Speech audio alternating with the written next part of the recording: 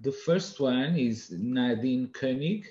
I'm going to read a little bit about her, but of course, the explanation and the lecture will be much, much more interesting than this. So, when taking care of her mother during their breast cancer experience, Nadine Koenig realized that many excellent support organizations exist for patients themselves, but not for families and friends. Hence, Nadine and Dr. Sarah Marr decided to found the We Care initiative, a virtual support platform for relatives and friends of breast cancer patients. Nadine is a passionate strategist and a human capital expert, according with her LinkedIn, and we can discuss this further on.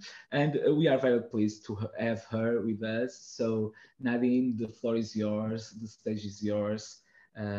So we are very, very grateful to have you with us today. Thank you so much for having me. I'm just trying to share my screen, but I'm experiencing some technical problem, I think. Just give me 1 second. Yes, don't worry. Technical problems are paramount nowadays. Pretty common. Yeah, Zoom kicked me out like after 5 minutes after joining the session. So it's a big progress to be online again.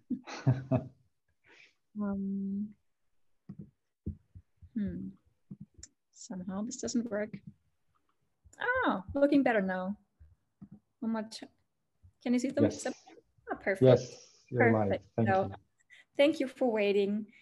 Thank you so much, everyone, for having me and for the very nice introduction. I feel very honored to be part of today's session, and I would like to take the opportunity to tell you more about our We Care initiative, which is, as already introduced, a virtual support platform for relatives and friends of breast cancer patients.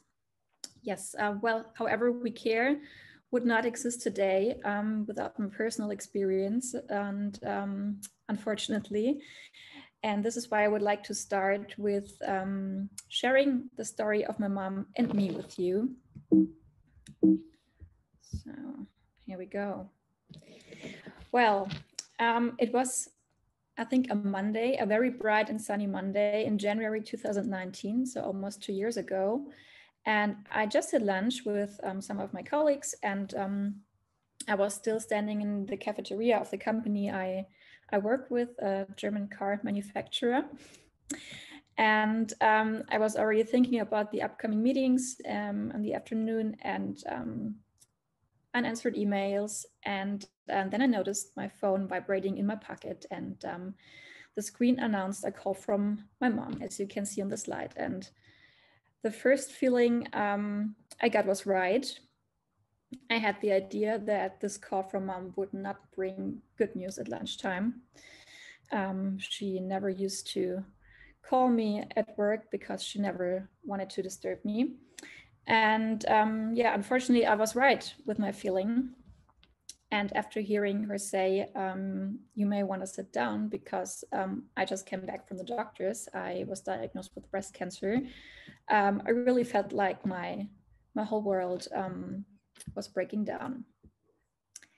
And what followed this call and yeah, this day was, yeah, it was really a marathon. I tried to remember the number of doctor's appointments she had the following 2 or 3 weeks after the first diagnosis.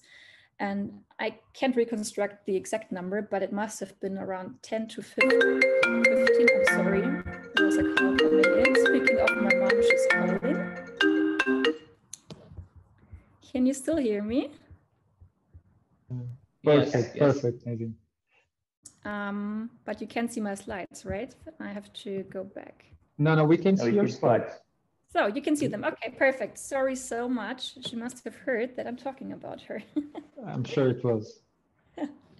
So, well, I tried to reconstruct, as I said, the number of doctor's appointments, and there were really a lot of them. And I was with her every single time. And well, looking back, I always feel like I was not the best support for her because I cried a lot more often than she did. She was really, really tough and pretty strong during this time. And also my head felt like exploding because there was so much information and so many medical questions suddenly in my head, which I had no idea about. I studied business administration and have no idea about health and anything. And well, I was looking for answers to these questions. And also at the same time, on an emotional level, I felt pretty, yeah, like lost and lonely also because I just didn't feel understood by all the doctors who, of course, focused on my mother and her therapy and her next steps on the way to be healthy again. Yeah, I just felt lonely and lost. And this is why I started to look for contact points and persons in the hospital and also on the internet. And what I found was almost an oversupply of persons, of support groups, of roundtables, of flyers for the patients themselves, which is really fabulous that they have so many options to use and to be supported by them. But I could not find a dedicated support offer for the relatives and friends of breast cancer patients. So I found nothing I was looking for. And then I almost subconsciously tried to form my own support team. I talked to many dear friends, including some doctors, some of them. And one of these dear friends is Sarah, which you can see on the right-hand side of the picture. And Sarah experienced the same situation some years before me and completely understood everything I was telling her about, was feeling. And well, after my mom luckily recovered and finally felt better, we decided to found the We Care initiative to support other relatives and friends in the same situation. So what is the We Care initiative about? As mentioned before, it is a virtual support platform for relatives and friends of breast cancer patients. And our goal is to empower them, the patient support system, by helping them educate and take care of themselves and love themselves during a very, very challenging time. And our purpose is almost even bigger than that. We also care deeply about breast health in general. We're explicitly speaking about breast health, not cancer, because we like to focus on prevention and a healthy lifestyle, and also female health in general. I think gender medicine is a very big topic also for the future, and a big trend to watch. Because we have one simple hypothesis. It's pretty simple. It's not that simple in reality, but on the paper here, we think that the more awareness we can create for breast health, the more prevention will take place. And in probably more mid or long-term effect, we can see hopefully less breast cancer throughout society. So, and how do we really operate as a virtual support platform? Well, our heart of our virtual activities is our Instagram account. It's called wecare.muc. MUC stands for Munich. It's the airport code. And why did we choose Instagram? Well, we thought about just offering our information on a website, but we thought that Instagram offers a more low threshold support. I mean, almost everyone in our age group is on Instagram, and through using hashtags and everything, we can be found more easily than through some kind of website somewhere on the internet.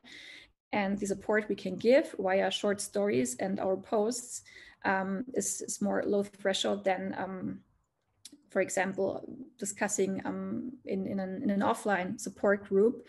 And furthermore, we also have no geographical constraints, also in comparison to traditional support groups. So with this case, we are convinced that we can use the power of social media in a positive way. We often talk about social media, especially Instagram, with a negative touch, but I think that our use case uses the power positively.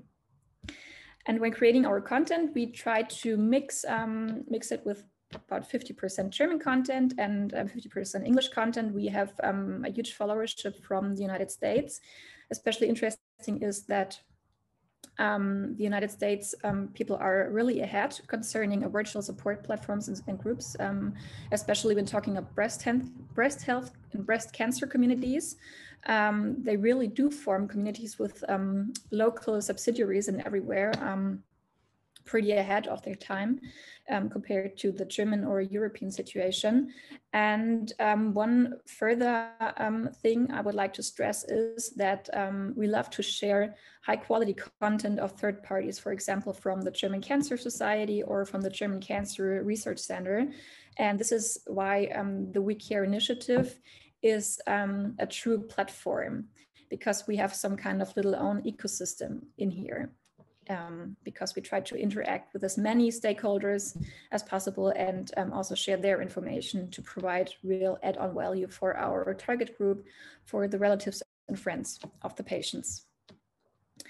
I would like to take the opportunity to take a deeper dive into our 3-pillar mission. As mentioned before, we focus on 3 main topics: educate yourself, take care of yourself, and love yourself. And I would like to start with the topic educate yourself.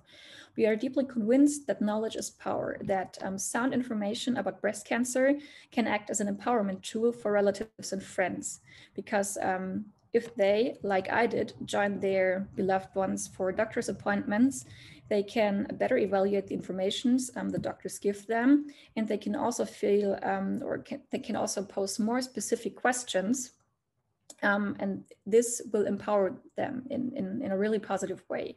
And furthermore, sound information can also help to structure thoughts, and by structuring thoughts, you will feel less confused, which can furthermore result in some kind of emotional relief. So we hope that we can reduce the fears and anxieties in this situation a little bit through a good education about the disease and therapy and everything which is connected to it.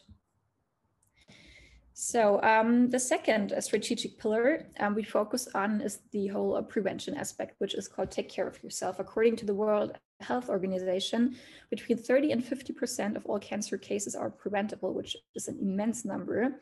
And we feel that especially relatives are sensitized for prevention and a healthy lifestyle. So we focus on sharing the latest findings on prevention and also on lifestyle medicine. We are supported by Dr. Anne Latz. She is specialized in lifestyle medicine, and she shares a lot of information and insights on mostly nutrition and movement medicine. And she does that by recording little videos, and we offer them as little nudges, as little motivations to move more, to eat healthier, and so on. Last but not least, I would like to focus on the emotional side. It's like an emotional roller coaster you're going through as a relative and also as a friend of a patient. And during this challenging time, you must not forget your own emotional needs. It's very, very important to know your personal resources, know how to recharge. And to support this process, we offer tools from time to time to release tension, to better understand your own feelings, and to reconnect with yourself. And we offer videos like on breathwork or on self-acupressure. We share our favorite playlists to feel a little bit cheer up, and a lot of more self-care ideas. So what's next? Well, we had a big cooperation with Estée Lauder Germany in October. October is the kind of official breast cancer awareness month worldwide. And Estée Lauder worldwide also launches a big breast cancer awareness campaign every October. And we had the big chance and opportunity to support them in this year's October campaign. And they asked us to organize a virtual pink charity lunch, and a little snapshot of this pink charity lunch you can see on the left-hand side. You can see me on the left. Next to me standing is Caroline. Caroline was diagnosed with breast cancer at a very early age. She talked about her experience. In the middle, Isabella. She was moderating the panel. She's an employee of Estée Lauder and a good friend of mine. Next to her is standing Anne. She's the lifestyle medicine doctor I just told you about. And on the right-hand side, she's Vanessa. Vanessa is also a relative who took care also of her mother during the breast cancer experience. And In this panel, we discussed a lot of options for the relatives and friends, some structures they can use also from the psycho-oncological perspective and offers. And one step resulting from this panel is that Estée Lauder wants to donate to the We Care initiative to support our work. And this is why we're in the last steps of founding ourselves as a non-profit organization. At the moment, we're just an initiative, but soon we're a non-profit association, which allows us to do proper charity and fundraising and to be very transparent from the tax perspective. And with the money raised from the funds, we can take on more projects. We're planning something like educational school project, for example, to talk about prevention, but also about emotional support in schools. And yeah, we also plan to do more talks and presentations to spread the word about We Care, our mission, and many, many more.